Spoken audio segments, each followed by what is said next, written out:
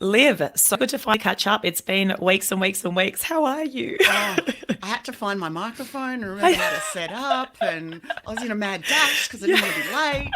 But here I am. I'm We are hoping I don't back. cough. We are Yeah. back, baby. You're back from Europe. I'm Oh, back from my lounge room. I'd like to hear about your trip first before I tell okay. you about Oh, my woes. okay. All right. Let's start up high and go from there. Okay. So look, trip is excellent. As you know, I did a few like mini episodes about how we're tracking, how I was tracking throughout the trip. So that was pretty cool. And yeah, it was really good. I mean, obviously a very different experience to when we traveled for my wedding a couple of years ago with our little bubs who were I six mean, you months have two old. kids now. We had two and they were toddlers and they are toddlers. So that was like neck level hectic. So I think the one thing like when I was sort of reflecting on it all, I'm like, okay, what we have to do is we have to recalibrate what travel, particularly overseas travel, is going to look like moving forward. Like it's not get to your hotel or your Airbnb or whatever and sit down, pop a bottle of champagne, chill. It's like get to your Airbnb, run around, get everything out, make sure the kids are looked after, lay out clothes, get nappies changed because you haven't changed them for 6 hours and you were meant to, but you didn't have time. And like kids are ratty AF and they're like, maybe give them some iPad time so that you can actually think Just straight. And like, breathe. it's like, maybe have like a bit of wine as you try to unpack and like it's all just like a little bit frenetic until you finally simmer. Yeah. And I think the good thing was because we spent like a week like minimum in each place, you do have plenty of time to That's kind the of key. simmer. That's got to be the key. Just with kids, you Absolutely. can't be moving around every second or No, third day like we used to. You it's need just a home base, don't that's you? right. And a Absolutely. kitchen and a Yeah. laundry and, Yeah. survival stuff just to get you by. Exactly. A very different type of holiday. And look, I think the accommodation has to be bang on. Like for us, we either had a pool. I mean, we were in Greece and it was very hot. So we either had a little pool or we were by the ocean so that you could kind of be close by to amenity for kids. And then we just chilled there. That's it. That's all we So did. nice. I nearly put your photos on mute because Yeah. I was so jealous. You and everyone else in Europe I know there's so having a many wonderful people. time, but I you needed a know. holiday. If we Oh, flash back, oh, what, 5, 6 weeks ago, you oh, needed, I mean, you're someone who doesn't typically have lots of holidays, so I was yeah. very glad that, yeah, you got on that plane eventually, because I remember it was delayed Yes. out of Melbourne, Yes. It's and true. had a beautiful break. Yeah, totally. And I like it was as we I think we spoke about last episode, like we needed a circuit breaker. I certainly did, and that was the circuit breaker for me because it was just absolute chaos. I have to tell you one of the funniest things, like not even funny, but like how's this as an example of like judgment when you're traveling with children? Okay, so we're like 5 hours delayed, as you said, out of Melbourne Airport. Like it's 2 o'clock in the morning. We haven't even left yet. The kids are like, "Are we there yet?" We're still sitting in Melbourne Airport. Are we there yet? I'm like, no, we haven't actually kicked off the 20-hour, 24-hour trip yet. Anyway, so we're about to get on the flight and we're walking down and we see that we've got, you know how the big planes have the 2 seats on either side of the plane and the four in the middle. And Yeah, for whatever reason, we weren't able to get the four in the middle. So we had three in the middle and then one on one of the aisles, right? So we yeah, were like, oh, that's fine. The random next to us on the four will likely be happy to swap for the aisle seat. And then the yeah, four of us, who wants to really sit next to kids yeah, anyway? So the four of us will be in the middle. So so we walk up down the plane. I see the random on the end who's in the fourth seat of the middle seats. And I'm like, it's a guy. He's like traveling solo, no dramas, has his Kindle out. So I just tap him on the shoulder. Hi, excuse me. I'm traveling with my family and the two children. I was just thinking you probably don't want to sit next to a toddler for the next bloody, 3 days. yeah, So did you want to take this aisle seat? And we'd be happy to get my husband to sit next to the toddler. yeah. He looks at me, he's like, fuck. He's like, you're traveling with kids. Oh my God. Why the hell does this always happen to me? Like, I don't understand. Why am I always near the children? Oh my And God. he starts this rant, and I'm like embarrassed for you. I'm standing there. I'm like, oh, am I meant to console you because you're next to my children? And he's like, yeah, it's just You bloody ridiculous. victim. Just Oh bloody my ridiculous. And then he God. just sits there, and I'm like, okay. I let him do his spiel. I was like, so do you want the aisle seat then? And he's like, oh, I'll have to think about it. And I'm like, Okay. Like, meanwhile, we're all waiting. There's people behind us waiting to try and get through to the plane. And I'm like, so you'd rather sit next to my toddler then? And he's like, oh, I just need I need a minute. You know what? Yeah, it's fine. You know what? Okay, I'll take the aisle seat then. No bloody problem. Gets up, shoveling along, gets his Kindle, gets his little thing, and then like shuffles along to the aisle seat. And I'm like, you do understand that that's a better seat for you than what you. I'm like, is this guy How old drunk? is he? Like, he was probably like 50s. And I'm like, do you not get it? Like, just grumpy. And I'm like, you know what? We're all tired. Didn't cope with the delay. Acting like a toddler.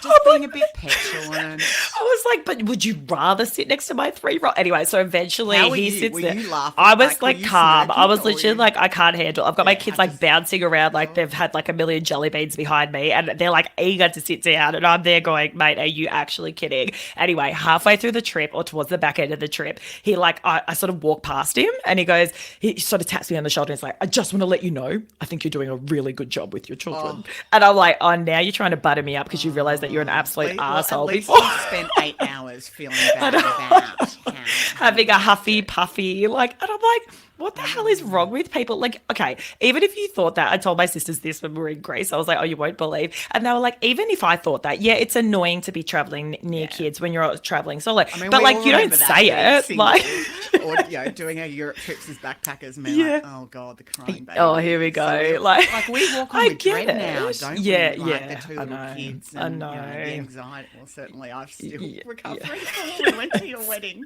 Didn't even pull my little screen out to watch 1 second of TV because I was like, gotta keep the child quiet. I don't know how I'd go with 2. I just don't know if I'd it make was it was hectic. But yeah, I was just like, things that you think about maybe, but you don't say out loud. But hey, that's okay. We got through had a it. bad So day. he'd had a bad day. But talking about bad days, bad weeks, colds, etc. Tell me about all of your illnesses. What's been happening?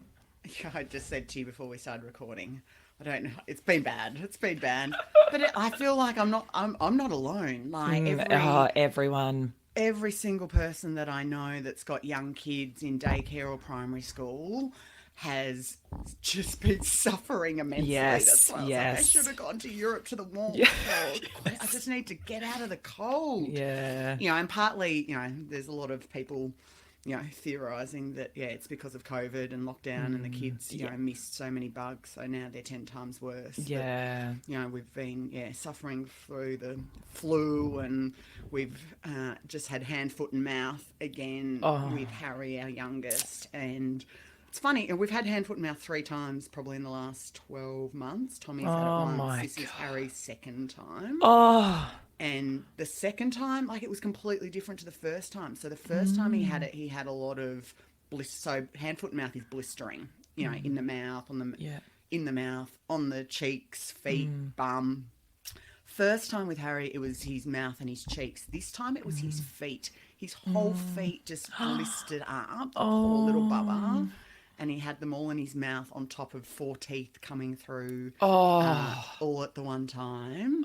And he's never coped with teething. And it was just like a colossal, you know the word. Yeah. It's been really hard. In fact, I've been back in Melbourne for 2 days by myself because I reached the point of, Mark, I need you to step in. I need to step out. I'm so sleep deprived. I'm not coping. I need time. I need sleep. So I'm so thankful to him and his parents. So the kids are up in Echuca with all of them at the moment. They're actually driving back. Hopefully they don't arrive while we're still recording. So I suspect they'll be happy to see me.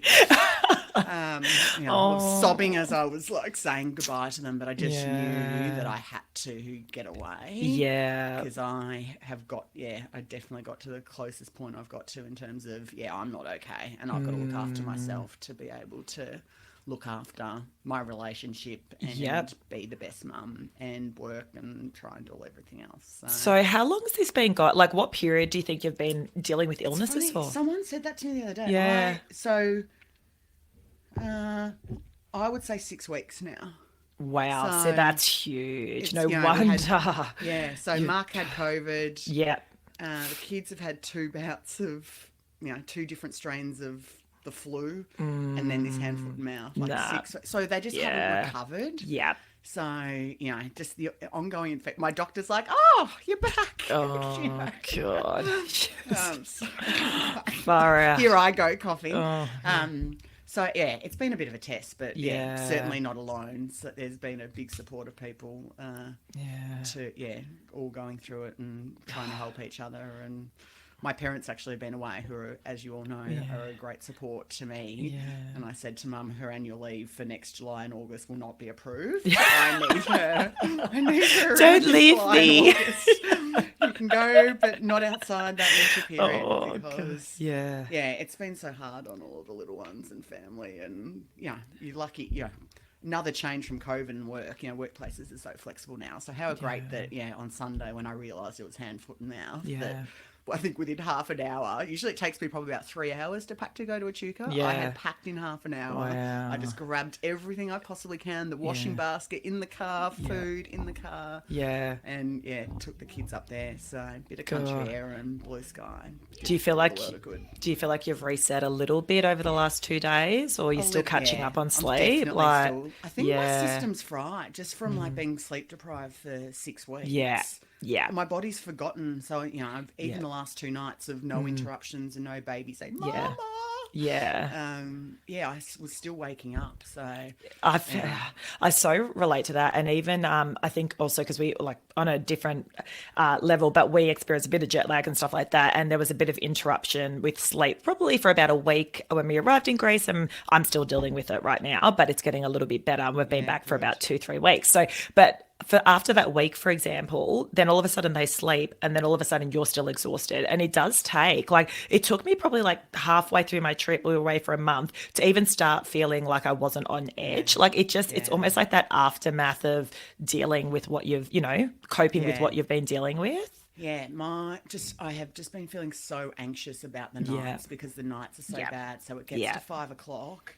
And I'm thinking, I can't do this again. Yeah. Like, oh my, it's just, It's so bad. It's it felt like going back to newborn stage, but like 100 times worse. Yes. So have you thought, because at the moment we've been really struggling, as I said, with the jet lag, but now it's just kind of Noah's in the rhythm of just waking up 5 times a night because it's just like his new normal, right? I went to the GP and I was like, I can't handle this. And she gave us melatonin, but we got it made up in like a formula from this compound pharmacy. Have you thought of maybe like, would that help with where you guys are at or not? I actually think that's a great suggestion.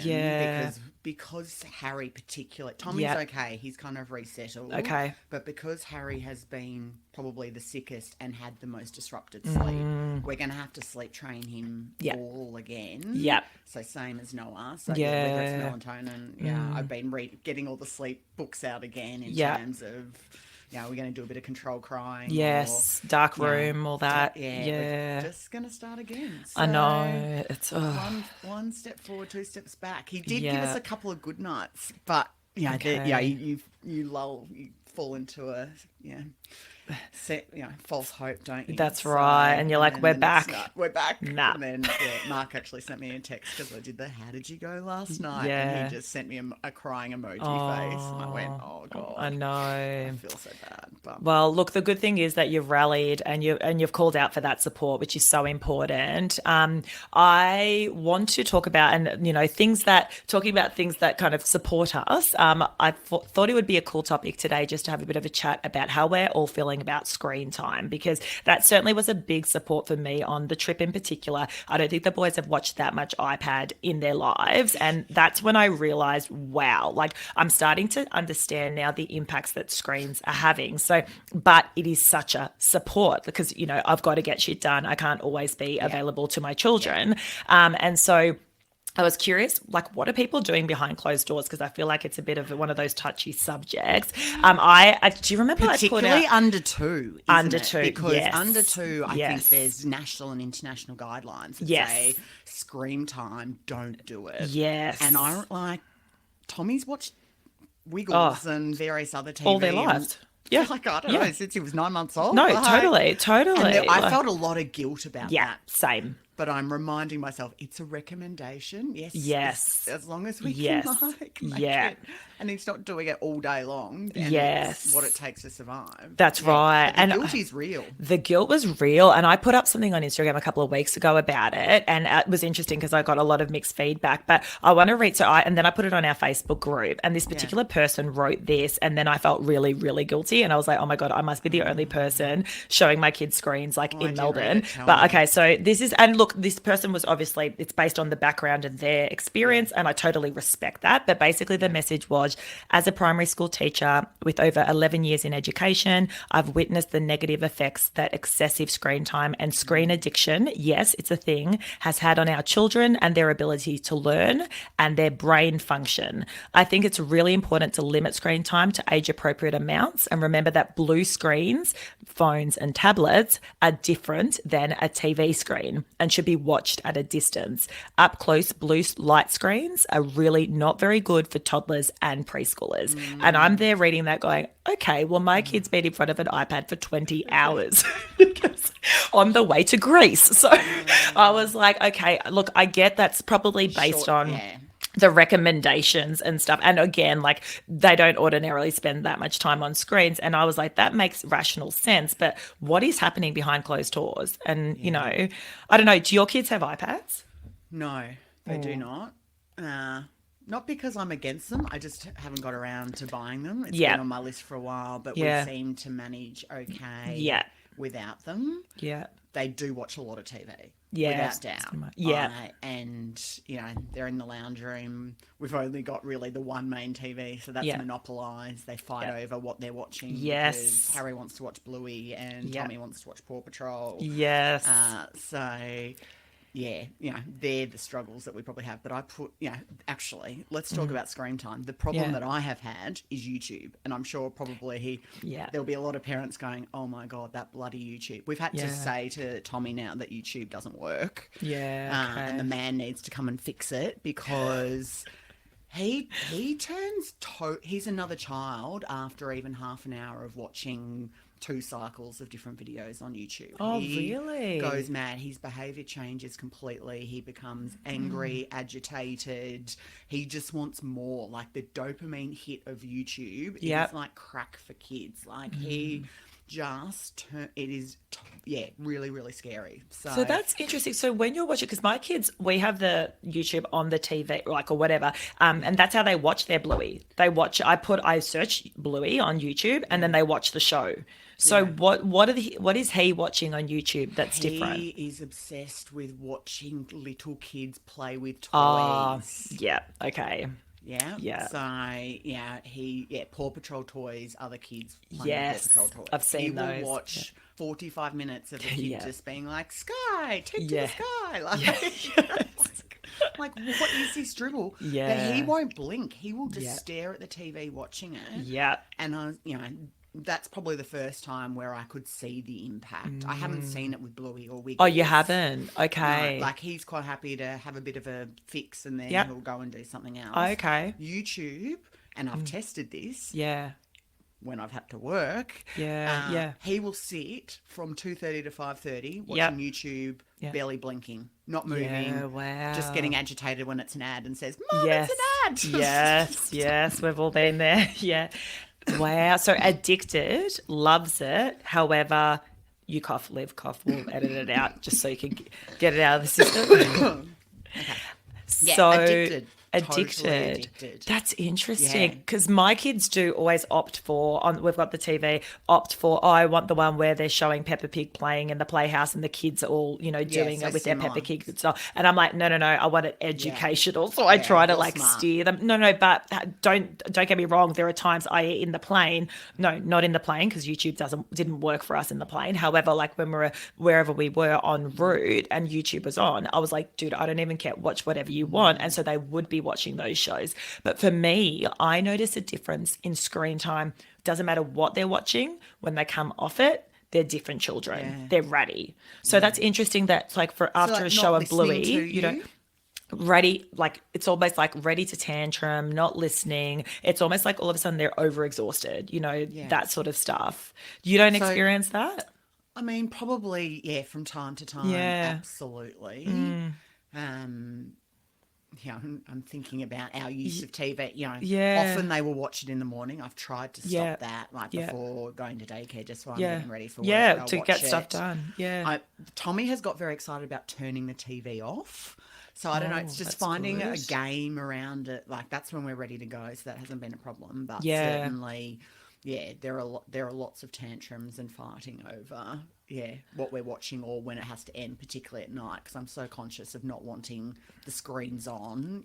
Within an hour of them going to bed. Yeah. Um, I definitely noticed a difference between iPad and TV. Right. Yeah. So after iPad, and we only bought the iPads because basically we knew we'd be traveling, right? Yeah. So, and long distances and stuff. So that's why we bought it. They are more ratty than when they're on the TV.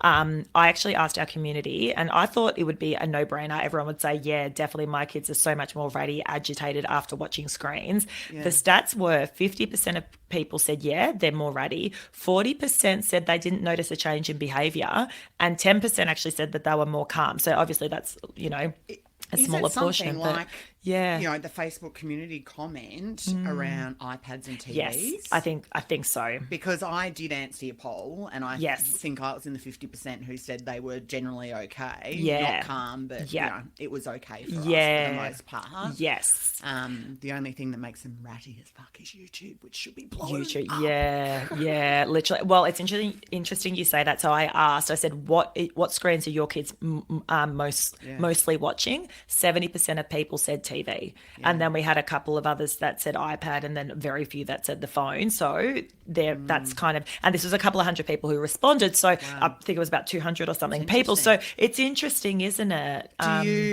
Does it make you think differently about iPad? Like, Absolutely. Would you limit back to the TV, thinking about putting the iPads on the top shelf? Absolutely. They are in the cupboard, and they only come out when I'm like desperate. So the other day we were recording something for the podcast, and Noah was home because he was unwell, and I was like, okay, I need silence, and therefore no TV. Pop the iPad out and like out of the drawer, and it was like Christmas for him. It was like, where has this been? And I'm like, yeah, they have not seen the iPad since we touched down in Melbourne, because I was like, enough is enough. But yeah, so, and look, I've tried to limit, because I'm so like traumatized by how ratty throughout the trip they would be. I've tried to limit it since we've been back. And I asked our community, like during the weekdays, how many hours of TV are your kids watching?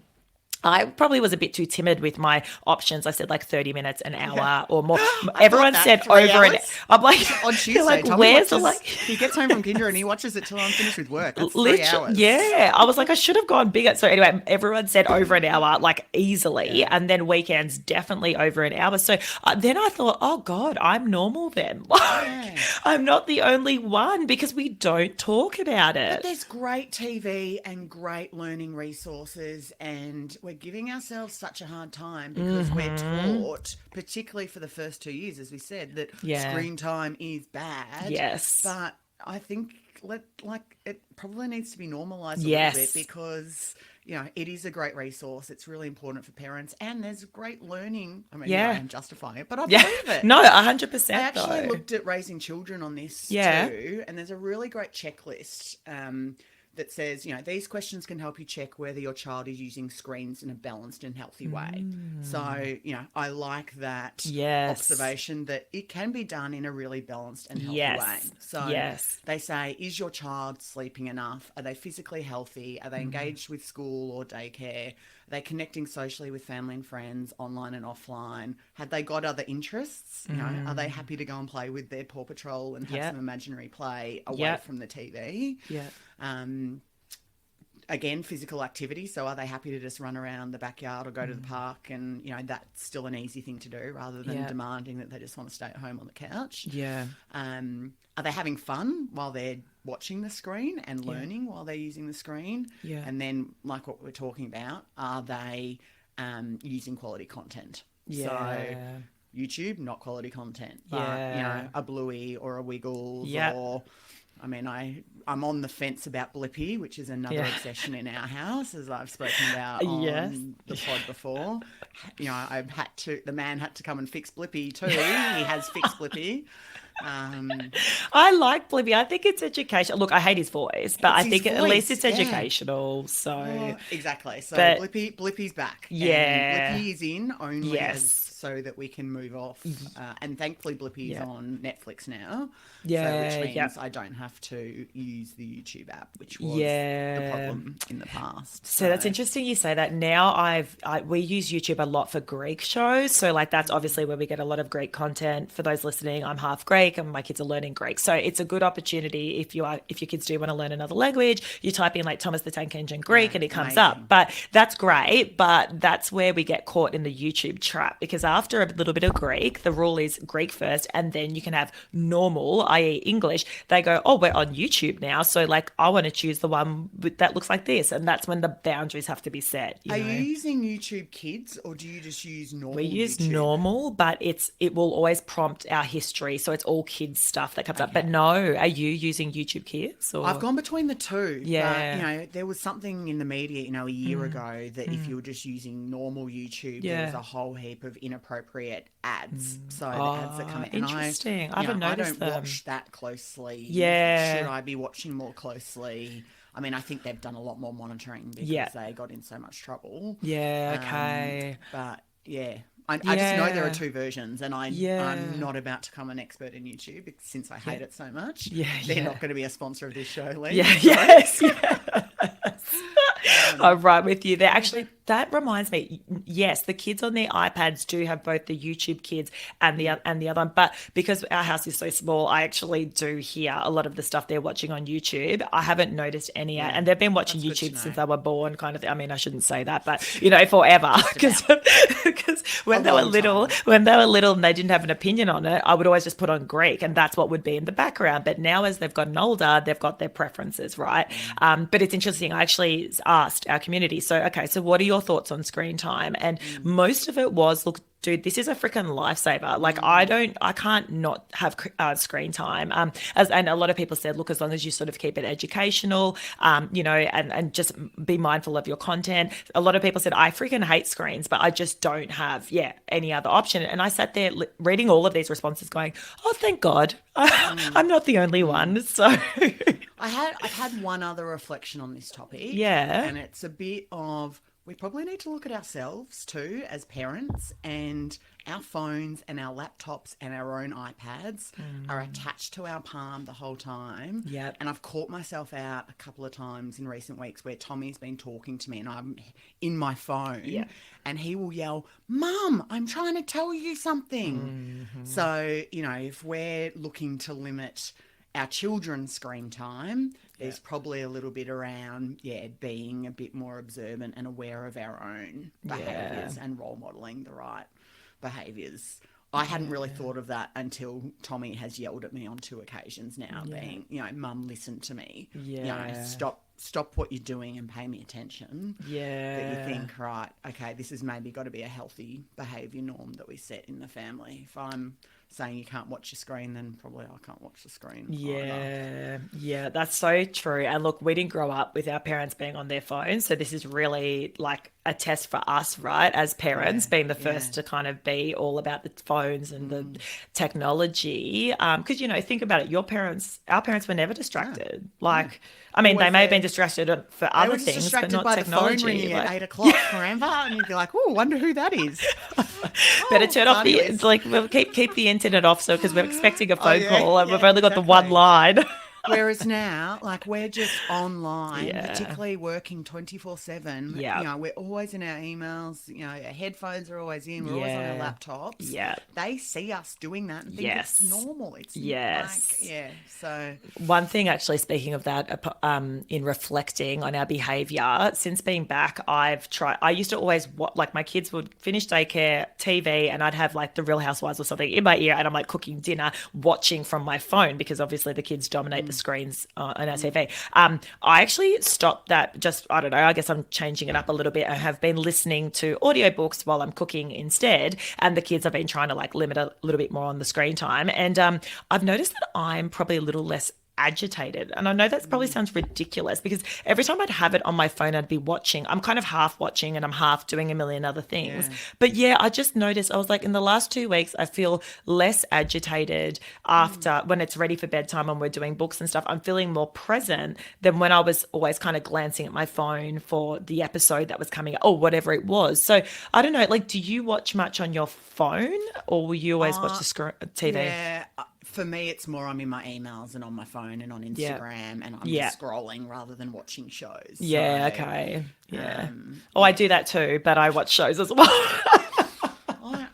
I mean, people, give me some suggestions of things to watch. I'm terrible. I just don't even have the attention span to watch TV. I never really have. Yeah. But I have the attention span for Instagram. Like, I will get like 20 pages deep and go, how did I even get here on, this weirdo page? Like, honestly. So, yeah. No, I think that's good. Like, you just got to test a few different things. Yeah. See if it makes a difference for you and the and the family. Yeah, absolutely. So I guess for those listening, hopefully the chat was a little bit helpful and making sort of screens a bit normalizing that behavior that we're all experiencing behind closed doors. And I mean, it certainly helps me. I don't know, reaching out. And this is what this pod's all about. Just kind of going, are you guys doing this too? Or should I be feeling guilty? There's the headline. We're all doing it. It's key to survival.